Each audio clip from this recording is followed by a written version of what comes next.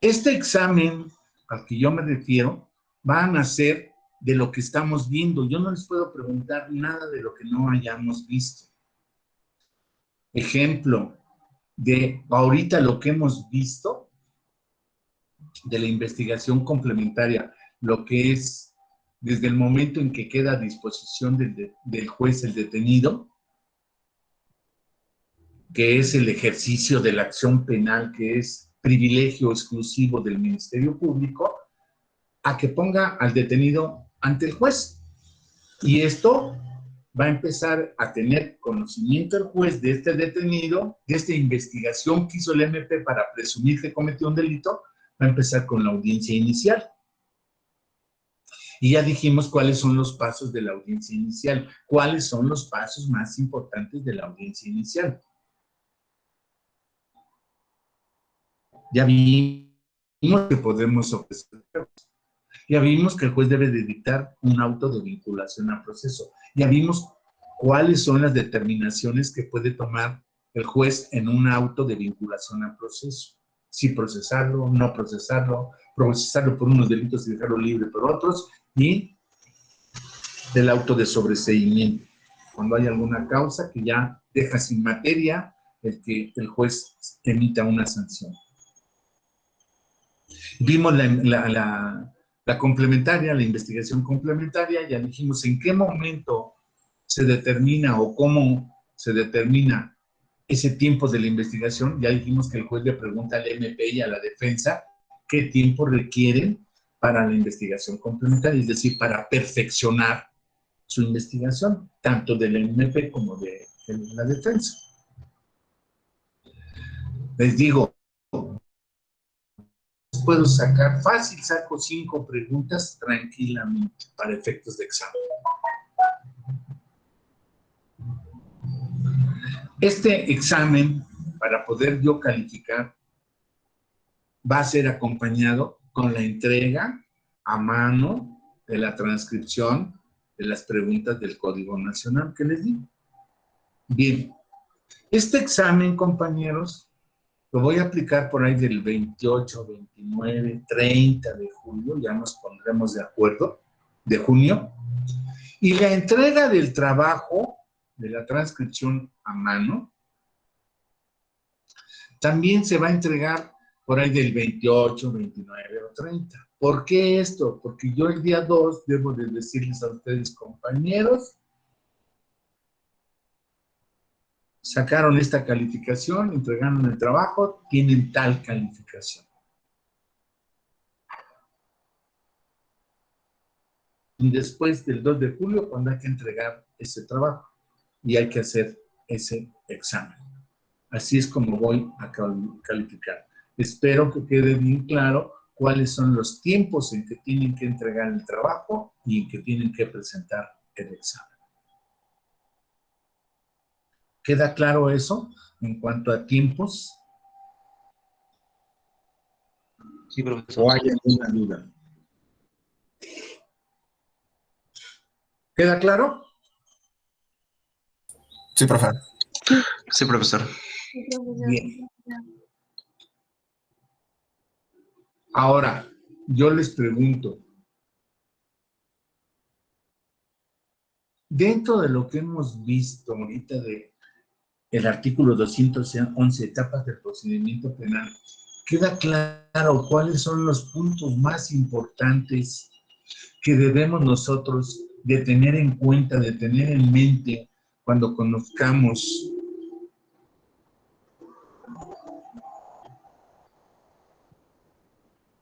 de que se realizó una conducta delictiva, de que alguien cometió un delito.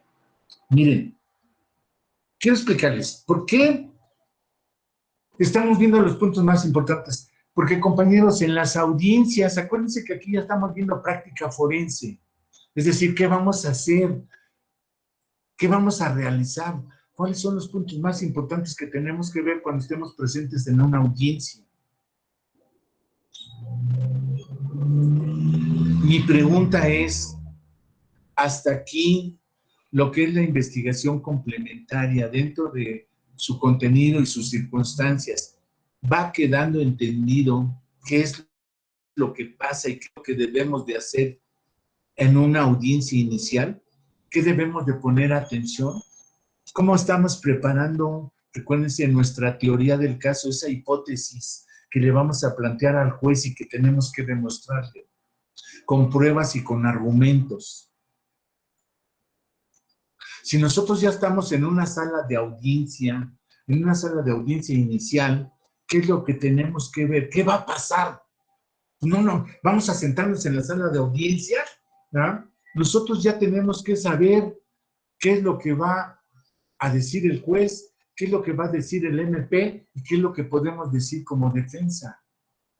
Ese es el objetivo de estar viendo cada momento de esta investigación, tanto inicial como complementaria, para preparar precisamente lo que es nuestra teoría del caso. Vamos a ver en qué momento vamos a plantear nuestra teoría del caso, pero ya la estamos preparando. Ya estamos viendo cuáles son los elementos del delito y ya estamos viendo cuáles son los elementos del tipo y ya estamos viendo qué pruebas vamos a ofrecer pertinentes e idóneas para demostrar lo que nosotros queremos. El Ministerio Público también hace lo mismo. Está preparando las pruebas pertinentes e idóneas para demostrarle al juez que quiere que sancione al sujeto. Nosotros también estamos preparando, ¿verdad?, nuestras pruebas y nuestros argumentos para demostrarle al juez que el sujeto no lo cometió o que queremos una pena mínima. Allí es donde está la teoría del caso. Por eso mi pregunta es hasta aquí, compañeros. ¿Alguna duda que tengan respecto de lo que es la audiencia, lo que es la investigación inicial y la investigación complementaria? Acuérdense que yo les dije, compañeros, no podemos estar leyendo el código en todos sus artículos respecto a la audiencia inicial, a la audiencia complementaria. Le estoy dando los puntos más importantes que suceden en una audiencia, que deben de tomar en cuenta. Siempre que acudan ustedes a una audiencia y que en su momento lleven a cabo la defensa o la acusación de un delito, deben de tomar en cuenta estas circunstancias que nosotros estamos analizando. Esa es la práctica forense, es la vida real. Eso es lo que sucede ya en una audiencia en la cual el Ministerio Público está imputando un delito a una persona y la defensa debe de contestar si está de acuerdo o no con esa imputación. Y el juez a la observación, atento, el juez está atento a la observación de lo que dice uno y de lo que dice otro para poder él, conforme a la ley, determinar si hay una probable comisión de un delito. Y tomar entonces las decisiones o resoluciones que determinen que un sujeto va a estar detenido porque está acusado o imputado en este momento de un delito. Por eso hasta este momento, en esta fase, al detenido le vamos a llamar imputado. Vamos a ver que después de la investigación inicial y investigación complementaria, el nombre de cómo vamos a decirle al detenido ya no va a ser imputado, ahora va a ser procesado. O etapas del MP acusa, ya pasó la etapa de acusación del sujeto, ya estando procesado, le vamos a dar todos sus derechos. Mi pregunta es, compañeros, para efectos de poder pasar a la etapa siguiente, ¿queda entendido cuáles son los puntos más importantes que debe de hacer el MP, que debe de hacer la defensa y debe de hacer el juez dentro de esta investigación inicial e investigación?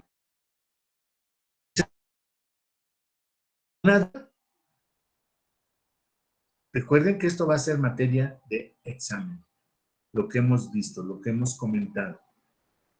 ¿Alguna duda? ¿Alguien quiere plantear algo? Adelante. Sí, profesor, solamente es que en una clase antier, creo, mencionaba lo del descubrimiento, pero yo tenía dudas y esa se ve hasta la fase intermedia. Sí, se ve en la fase intermedia del descubrimiento probatorio, compañero, exactamente. Vale, gracias. ¿Alguna otra duda?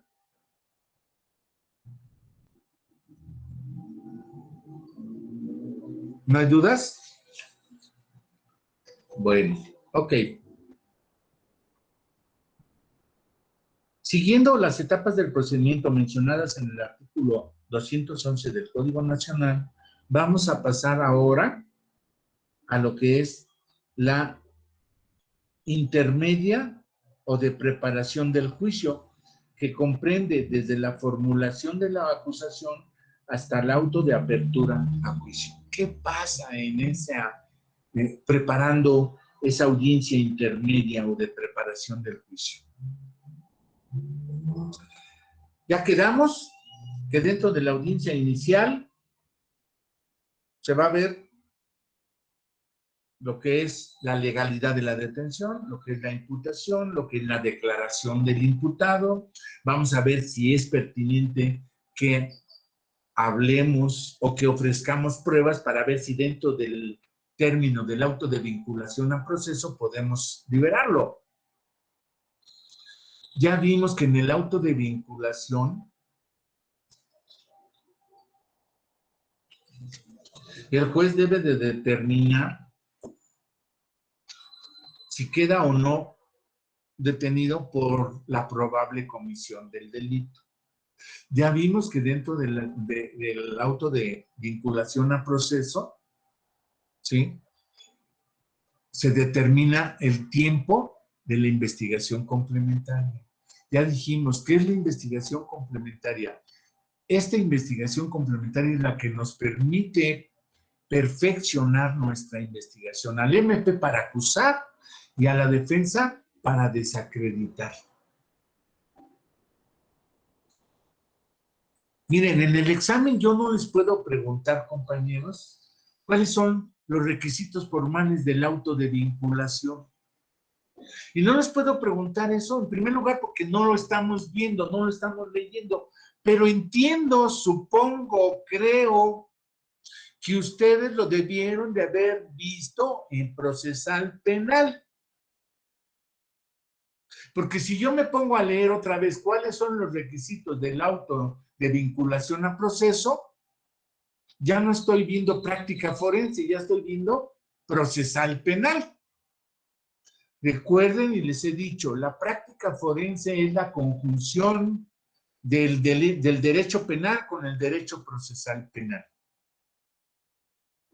Allí es donde aplicamos ya los elementos del tipo y los elementos del delito en su análisis técnico-jurídico, así como prever cuáles son las pruebas o datos de prueba o medios de prueba que también ya debieron de haberlo visto, compañeros, en procesal penal. ¿Qué es un dato de prueba? ¿Qué es un medio de prueba y qué es una prueba? Eso ya lo debieron de haber visto también en procesal penal.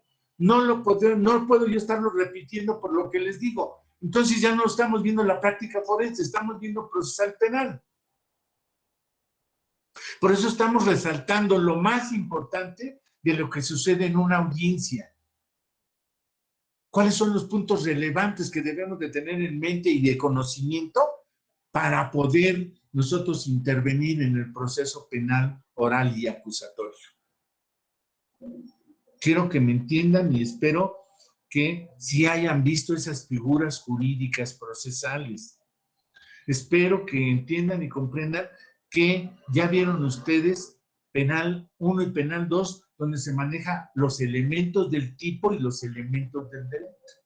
Que conjugados esos,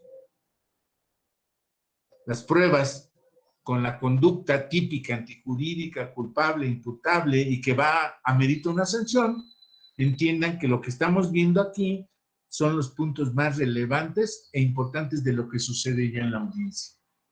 cuál es nuestro comportamiento jurídico en una audiencia.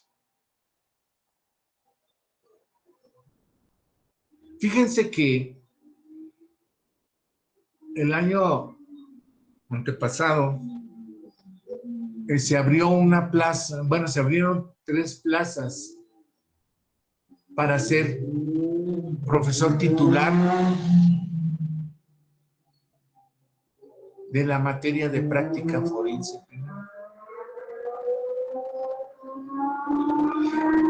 Para llegar a ser titular de esta materia, nos hacen una serie de exámenes, nos hacen que hablemos ante los alumnos exponiendo un tema en particular, precisamente para demostrar que uno tiene el conocimiento de cómo funciona en la práctica forense, es decir, ya en la vida real, cómo funciona el MP, la defensa y el juez en un proceso oral. Y les hago este comentario, compañeros, porque fíjense que en la práctica forense nos vamos a encontrar que hay gente, hay imputados o hay víctimas que tratan de falsear para crear en el ánimo del juez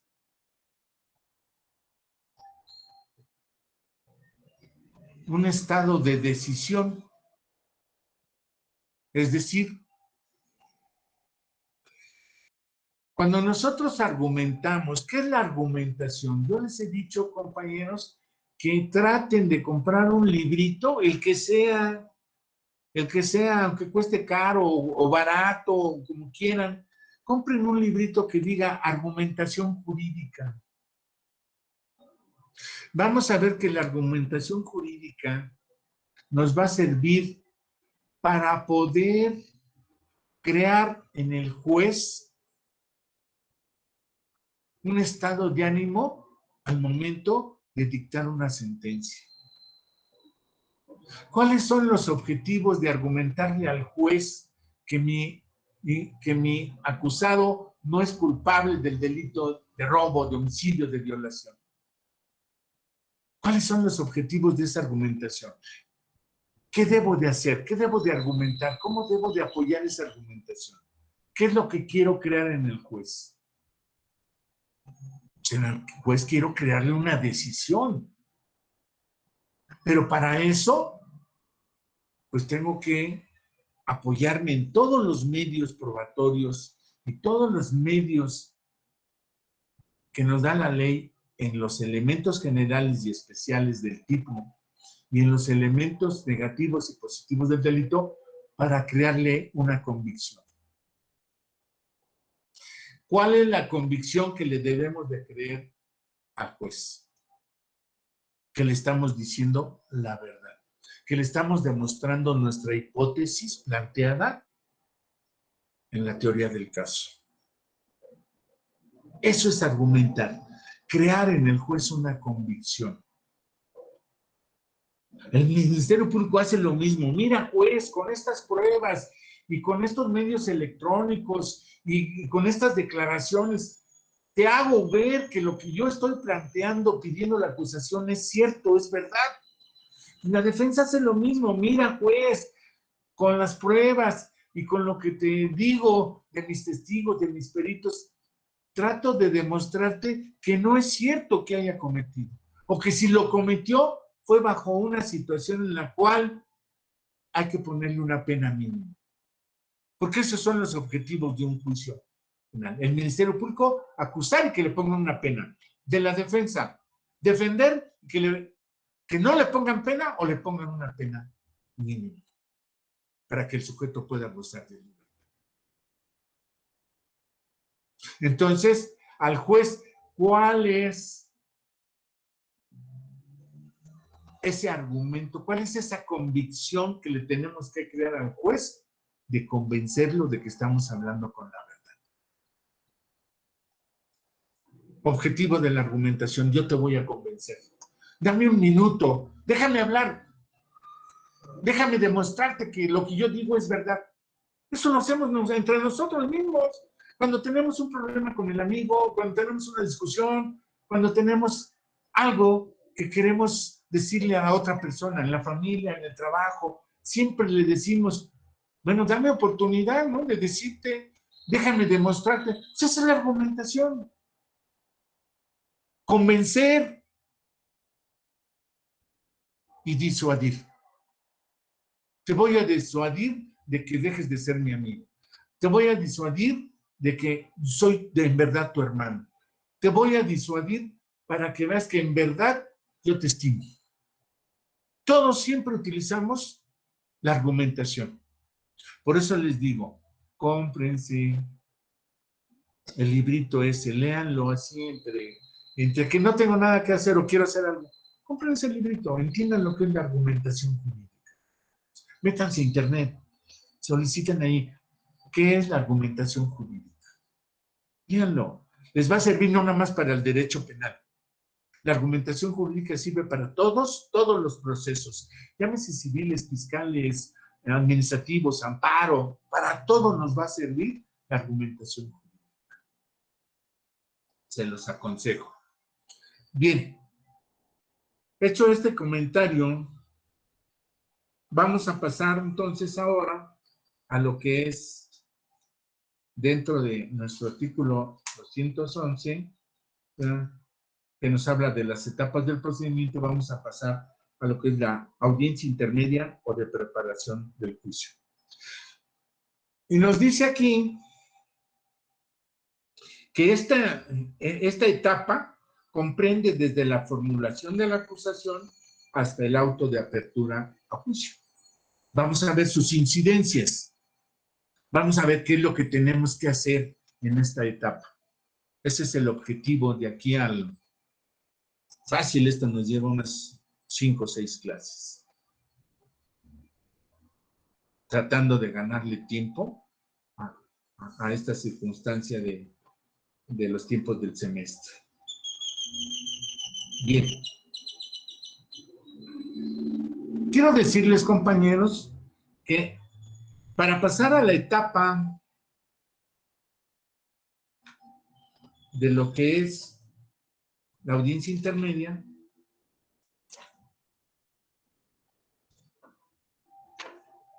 vamos a primero ver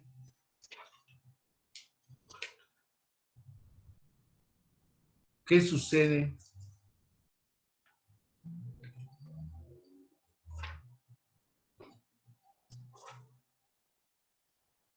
con la investigación preliminar. Ya dijimos, en la investigación preliminar, los medios de prueba o datos de prueba. ¿Alguien sabe lo que es un dato de prueba? ¿O lo que es un medio de prueba? ¿O lo que es una prueba? Pues para que quede bien entendido, compañeros, vamos a ver el artículo 259 de nuestro Código Nacional de Procedimientos Penales. Para que ya quede claro qué es lo que vamos a ofrecer en cada etapa. Dice el artículo 259. Cualquier hecho puede ser probado por cualquier medio, siempre y cuando sea lícito. ¿A qué se refiere esto si lo interpretamos y lo analizamos? Pues que no puedes obtener esas pruebas a través de la tortura, a través del engaño, a través de la mentira. A eso se refiere, que los medios probatorios que tú vayas a aplicar sean obtenidos lícitamente. ¿Qué entendemos por lícitamente? Que no sean obtenidos ilícitamente. ¿Cuáles son las causas por las cuales ilícitamente se obtienen? Les vuelvo a repetir. La tortura, el engaño, la mentira, la falta de información. Esos son medios por los cuales podemos obtener pruebas. La falsedad de documentos. Digo, debe ser lícita la obtención de esas pruebas. Dice, las pruebas serán valoradas por el órgano jurisdiccional de manera libre y lógica. ¿Alguno tiene idea de qué es valorar una cosa en forma libre y lógica? ¿Qué significa libre y qué significa lógica en la valoración que tiene el juez que hacer de las pruebas? ¿Qué significa para ustedes, así, en una forma común, que esa valoración sea lógica y libre? Adelante, compañero. Podría ser que eh, sea libre en el momento en el que él tiene completa decisión. Me refiero a que no debe ser presionado por nadie y lógica que debe estar basada en los argumentos que muestren las partes. Parcialmente estoy de acuerdo con usted. Le voy a decir por qué parcialmente. Efectivamente, libre, estoy de acuerdo con usted, porque nadie lo puede presionar. Es un juicio autónomo. Es un juicio donde está la moral del juez, donde está su conocimiento. Por eso muchas veces escuchamos, no, pues es que hay jueces de consigna. Es decir, hay jueces que hacen lo que dice la PGR, o hay jueces que dicen lo que dice el Ministerio Público del Fuero Común. Hay jueces incluso, por ejemplo, ahorita con los delitos de género, de violencia familiar y de equidad de género y de violencia intrafamiliar y todo, hay jueces y juezas que casi están de acuerdo con todo lo que dice el Ministerio Público. Se olvidan de su función autónoma. Se olvidan de que ellos deben de valorar las pruebas en una forma libre, plena. ¿Qué significa también esa libertad? Que deben de tomar en cuenta, ojo, deben de tomar en cuenta los jueces también su experiencia jurídica.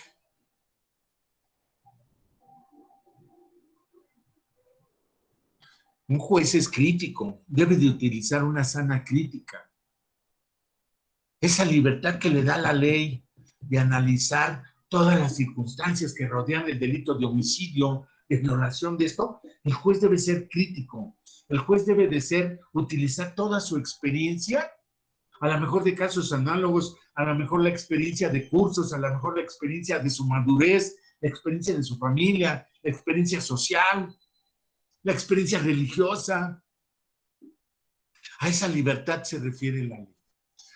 Al juez le da una libertad plena de utilizar todos los medios éticos, estéticos, jurídicos, económicos, biológicos, todo lo que implica la ciencia, todo lo que implica su experiencia.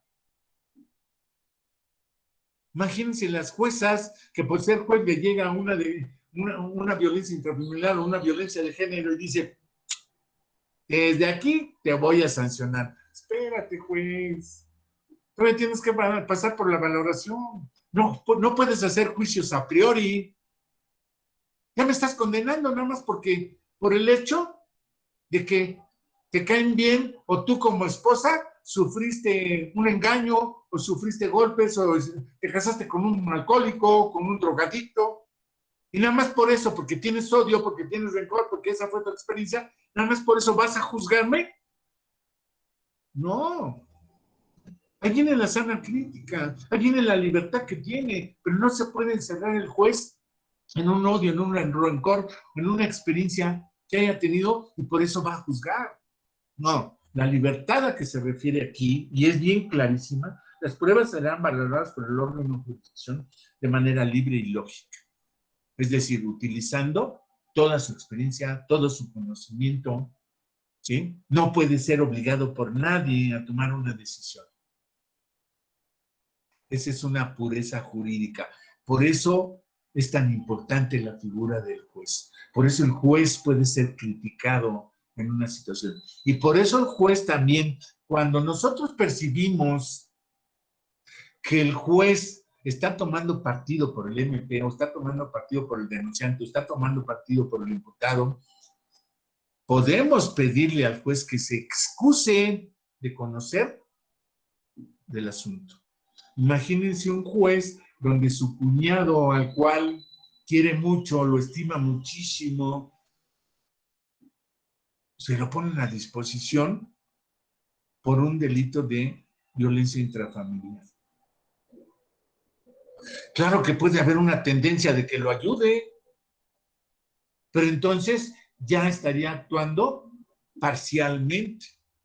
Y por eso nosotros podemos solicitarle al juez que se excuse, es decir, que deje de conocer ese asunto, ese juicio, puesto que tiene una tendencia a ayudar. Claro, si nosotros vamos a pedir eso, debemos de tener medios por los cuales le podamos acreditar al juez porque le pedimos su excusa. Es decir, que decline de conocer ese asunto. A eso se refiere esto, compañeros. Ese concepto de valoración libre. Debe ser crítico el juez. Debe de tomar sus propias decisiones en una forma fundada y motivada. Ya recordarán ustedes que es fundada en la ley, motivada, que aplique esa libertad, toda su experiencia, todo su conocimiento lo aplique para tomar esa decisión. Eso es motivar.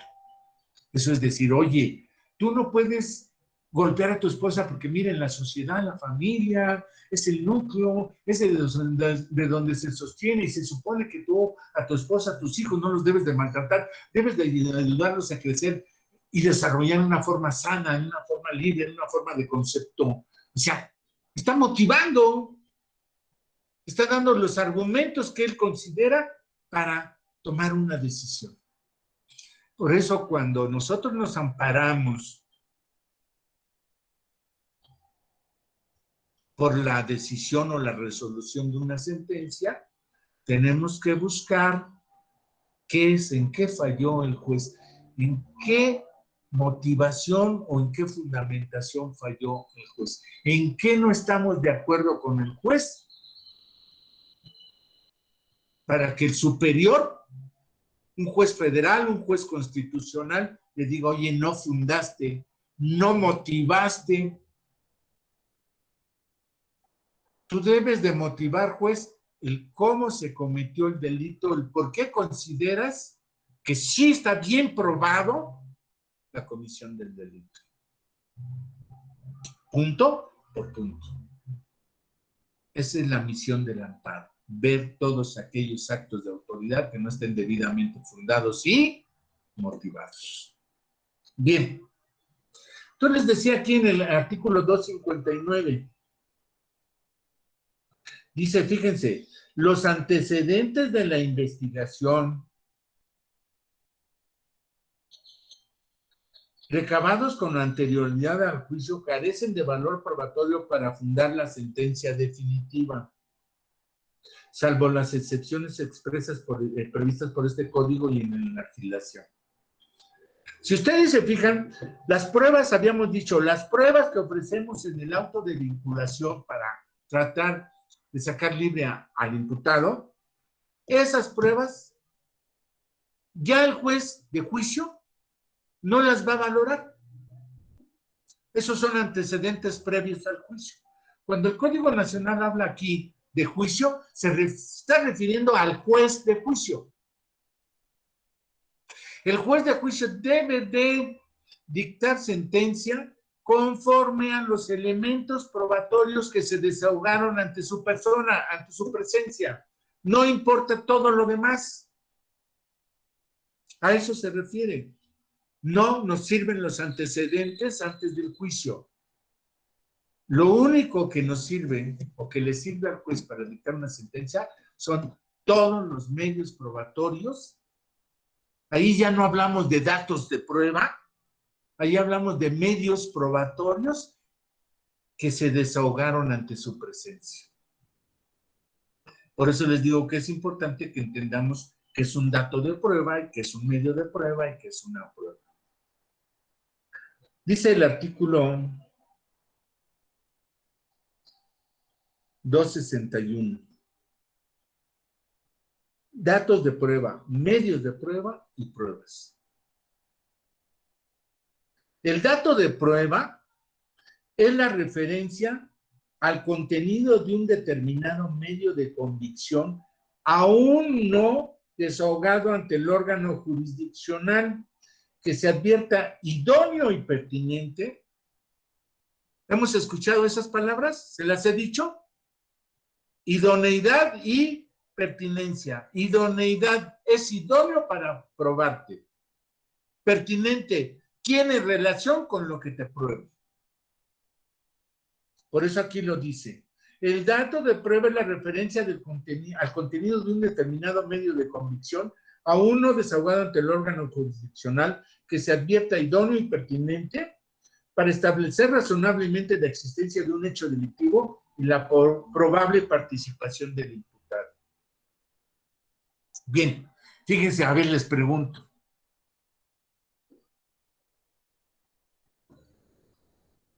Estas pruebas que les dije yo del asunto que estoy llevando, estoy llamando pruebas, pero ubíquenlo ustedes en lo que estamos viendo.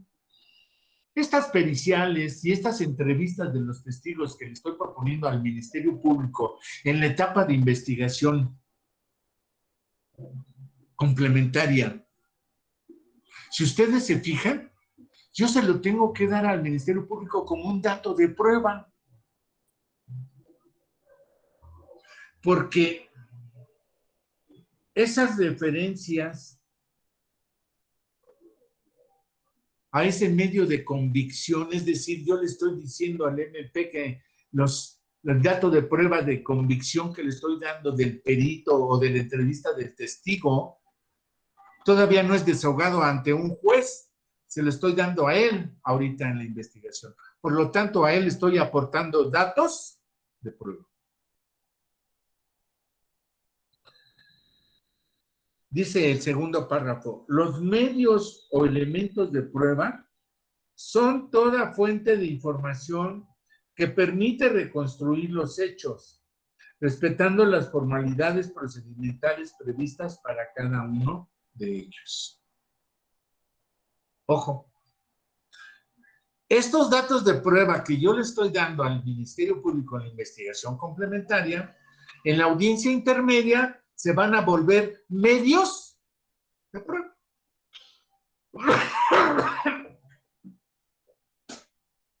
Ahora ya no le voy, ahora al juez ya no le voy a decir, oye juez, te ofrezco como dato de prueba. No, ya no, ya el dato de prueba ya pasó, ya es ese antecedente. Ahora al juez le voy a dar ¿qué? Le voy a dar medios de prueba. Y me dice aquí que el medio de prueba es toda fuente de información que permite reconstruir los hechos. Por lo tanto, ahora al juez yo le voy a decir, te ofrezco como medio de prueba la declaración del testigo fulanito de tal, quien ya está como antecedente como dato de prueba. Te ofrezco el medio de prueba consistente en la inspección o en la pericial en materia de criminalística, en materia de medicina forense, en materia de ingeniería forense. Ya le estoy dando un medio de fresa, un medio de prueba, porque ese medio de prueba me permite reconstruir los hechos.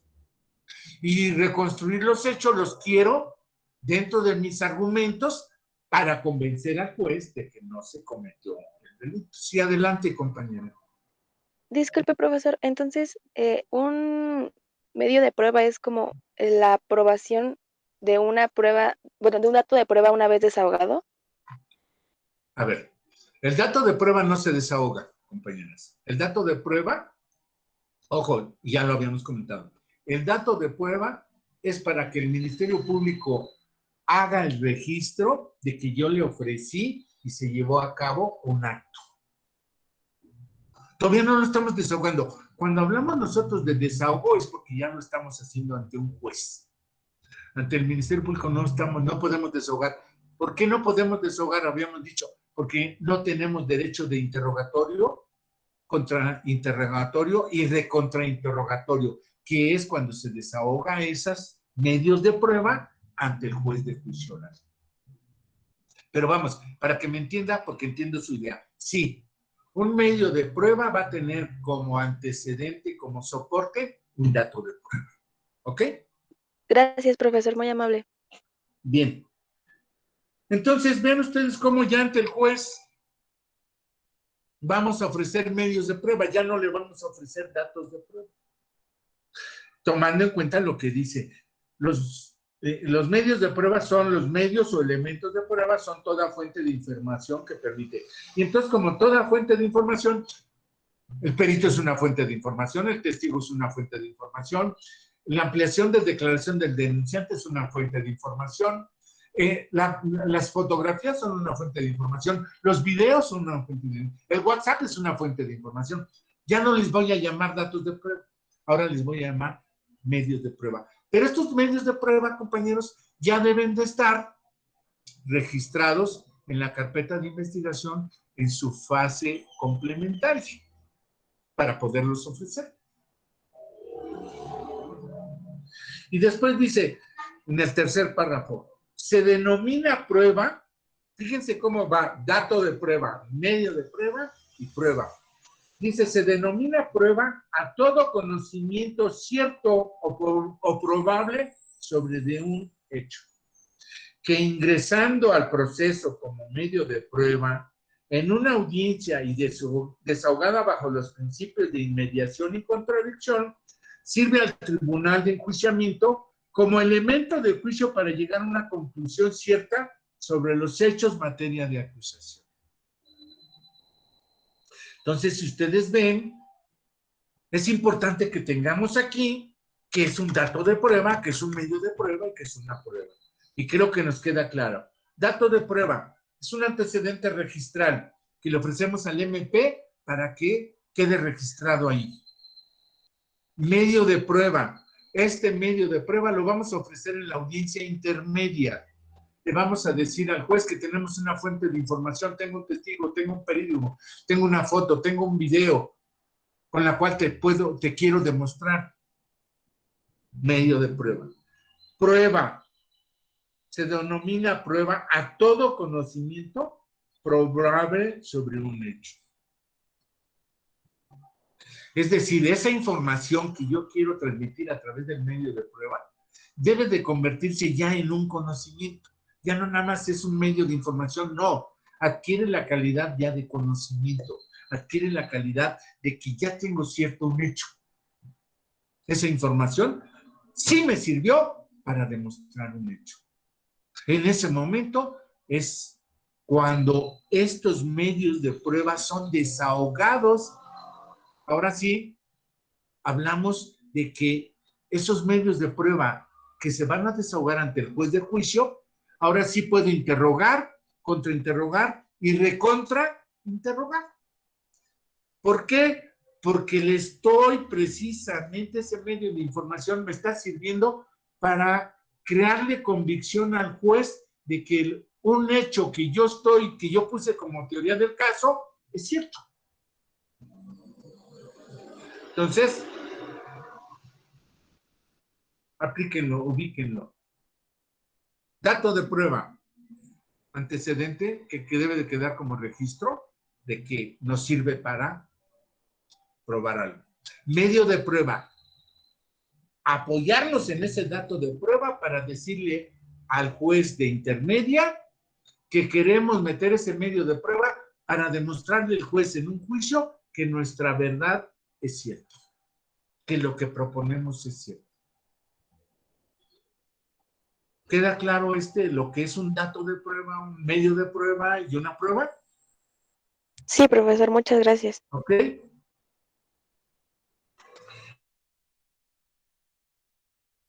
Esto de las pruebas sean valoradas por el órgano jurisdiccional de manera libre y lógica. Ya dijimos lo que es libre. Ahora, ¿qué es la lógica? ¿Qué entendemos por lógica? En una forma lógica. ¿Qué es la lógica? La palabra lógica. Siempre decimos, pues lógico, güey. Ah, pues es lógico. Algo que Era se puede lógico. ver a simple vista, ¿Mande? algo que se puede ver a simple vista o por razonamiento No, común. no. No, usted puede ver una planta que está, no sé, es una planta verde y de pronto ve que esa planta verde tiene otros colores. Y dices, bueno, pues a simple vista tiene un color verde, pero también tiene un color café. Esas famosas plantas llamadas payasitos, ¿no? A simple vista, ¿es lógico? ¿No? Es Sí, un diga, método para adelante. racionalizar las ideas. Exacto, conceptualizar las ideas a una realidad. Esa es la lógica. Yo tengo una idea, ok, esa idea la tengo que demostrar, la tengo que probar, la tengo... ¿Se acuerdan lo que es el método científico? ¿Se acuerdan lo que es el método científico en todas las áreas del conocimiento? ¿Con qué empieza el método científico? ¿Con el planteamiento de qué? Una hipótesis. No, el planteamiento de un problema primero. Después del planteamiento de un problema, ¿qué viene? Ahora sí, vamos a crear, ¿qué? Una hipótesis. ¿Cuál es esa hipótesis? Lo que yo considero, lo que mi mente, lo que mi razón considera que es. Y después de esa hipótesis, ¿paso a qué? ¿Cuál es el siguiente hipótesis? Ya tengo un problema. Probar la hipótesis. ¿Mandé? Tratar de probar la hipótesis. La comprobación de la hipótesis.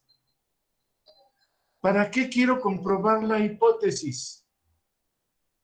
Para saber si de esa forma se puede solucionar el problema. Para poder emitir un juicio, para poder emitir y plasmar una realidad de una idea. Pues es lo que estamos haciendo aquí. El juez, ¿qué tiene que hacer? El juez, en el momento en que va a emitir un juicio, pues tiene que decir, a ver, ¿cuál es el problema? Ah, el problema es que fulanito le pegó a la esposa, la lesionó y los hijos se dieron cuenta. Tengo un problema. Tengo un problema de carácter penal y tengo un problema de carácter familiar. Hipótesis. ¿Por qué le pegó? ¿Para qué le pegó? ¿Con qué motivo lo hizo? ¿Cómo lo hizo? ¿Por qué lo hizo? ¿Para qué lo hizo? Las preguntas de oro de la comprobación de las cosas. ¿Cómo, cuándo, dónde, por qué, para qué? Son preguntas de oro que nos preguntamos en todos los problemas de la vida que tenemos. ¿Cómo, cuándo, dónde, por qué y para qué? Pues el juez también lo hace en una forma razonada. Ve el problema, tenemos la hipótesis del MP de que lo cometió, tenemos la hipótesis del MP que no lo cometió. Yo, juez, tengo que analizar en forma razonada, en forma fundada y motivada, tengo que tomar una decisión para ver a quién le doy la razón. Eso es utilizar la lógica, utilizar el poder de la razón, el poder de la observación, el poder del análisis, el poder de la crítica, el poder de la valoración. Eso es actuar lógicamente y eso es lo que tiene que hacer el juez en una sentencia. Por eso, les repito, cuando no, el juez emite una sentencia en la cual decimos, no es posible que yo le diga al juez esto, le pregunte y me salga con esto, no es lógico. Pues vamos a la apelación o vamos al amparo porque consideramos que el juez no actúa en una forma libre y lógica. No estoy de acuerdo. A eso se refiere este código cuando nos dice que los jueces valorarán las pruebas de una forma libre y lógica, para que se entienda en el contexto total del juicio oral acusatorio. El juez debe llegar a una conclusión, pero esa conclusión debe ser de una forma libre y lógica. Bien, les dejamos hasta aquí, compañeros. Vamos a empezar. Digo, quería que entendieran lo que es el dato de prueba, el medio de prueba y las pruebas. Mañana empezamos con la audiencia intermedia, pero primero vamos a ver cómo se cierra la investigación complementaria. Porque cerrándose la investigación complementaria, pasamos a la etapa intermedia. ¿Ok? Bueno, pues gracias. Nos vemos el día de mañana. Que tengan un excelente día. Que esté bien, profesor. Cuídese mucho. Hasta luego. Hasta luego. Gracias, profesor. Buen día. Hasta mañana. Hasta luego, profe. Gracias. Hasta luego.